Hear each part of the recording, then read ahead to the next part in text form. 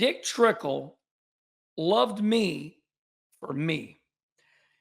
Dick Trickle chewed my brother Rusty's ass out one time because me and Trickle were in the back of Rusty's airplane, and Trickle said something made me laugh. Well, Rusty didn't like me laughing. Rusty didn't like me laughing. And he turned around, quit that laughing.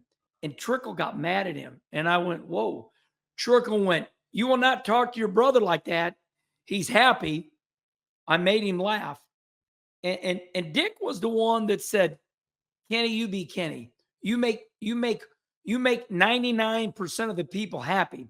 The 1% that don't enjoy you being happy, So it's not really a story, but let me just say this. It was Dick Trickle that said, let Kenny be Kenny. Because, there was all these people trying to change me. He's too happy. He don't want it. Well, a lot of my happiness was like a sad clown. I wanted to win so bad that I was like, and Trickle got it.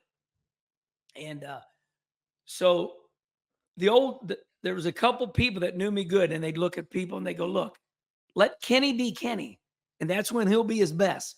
When you start trying to change him, here, make Kenny be miserable, he'll run better. That never worked. So that is basically my Dick Trickle story. He saved my life. And to this day, I'm just heartbroken over Dick committing suicide. And I really feel like Dick committed suicide because he was taking pain medicine. And, and it with his brain, Dick's pain pills, from, he had a horrible, the deal with Trickle is, he fell off of a roof as a kid, broke his hip. And later in life, like 67, 68 years old, he had hip surgery and it didn't go good. And it created all this pain. And he was going all over the world trying to get this pain fixed. He said he had a horrible pressure, like a knife stabbing him under his left tit. And they went everywhere. And so they started, instead of fixing it, they prescribed him all these drugs. And all these drugs had suicidal thoughts. So it devastated me. But that is my Dick Trickle story. That man saved my life. Because early in my life, I had a complex. Because I didn't think I was good enough. I'd won 9 Xfinity races. Hell, I was running second in cup races. But man, fucking people are brutal. They'll just knock. And now I've just learned I could be a teacher. I can teach people because I've been through so much. I've come out on the winning side. I can teach when people get depressed or they get down and out. Let me teach you, because buddy, I have figured it out. It's just really everything I went through. But yeah, that's my Dick Trickle deal. Thanks for asking that question. That was good for me. So I got to know though, why was Rusty so pissed? Was it coming back from a race and he didn't run good, or was he always kind of like that in the plane? I love Rusty to death. He's everything in my life. Rusty was mad everybody liked me. That was it. And he knows it. Rusty won everything there was, and he confused winning with love. He thought if you do something good, like let's say a tennis player or a baseball player. Here, it's like Dexter Flowers. I followed Dexter Fowler's wife on Instagram. About 4 years ago, she says, my wife is so upset. My husband, Dexter, is so obsessed with his batting average. It's like, okay, bud, just because you can hit a ball don't mean you can solve world peace. You know what I mean? So there are drivers out there that have won everything. Hey, listen, I've had 2 great drivers. I mean, good, that were going to kill themselves. And they called me and I pulled over on the side. I'll tell you who they are when we get off the air. But I mean, and I couldn't believe it. I pulled over the side of the road, These are guys that are way better than me. And I'm thinking, holy shit, I'd cut off one of my fingers to do what you guys have done. So that's another cautionary tale. Don't confuse winning with being happy. I mean, there's stories out there with Bjorn Borg. There's great baseball pitchers that blew 7th inning of the World Series and they killed themselves. There's stories that that's the truth.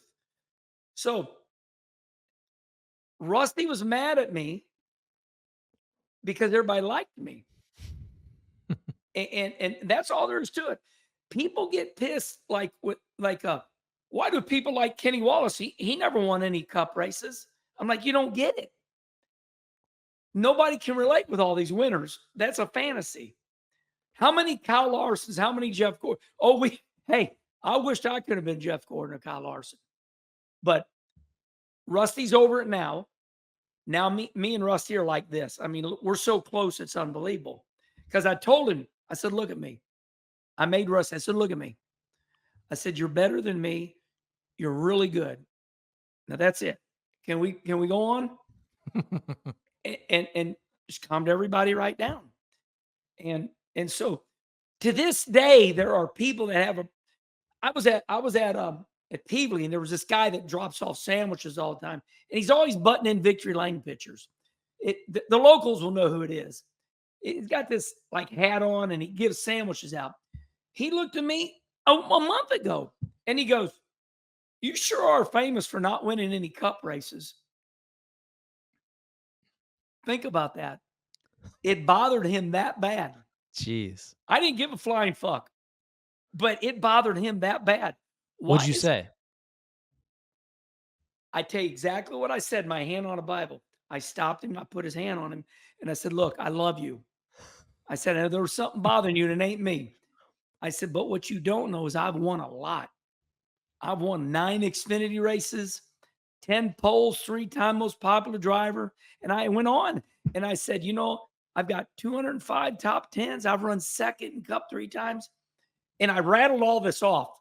And he just stared at me. And that's where Rusty comes in. Rusty says, Herman, you got to remind people. He says, because they remember what they want to. So getting back to your original question is, there was just these group. Larry McReynolds was mad at me for being happy.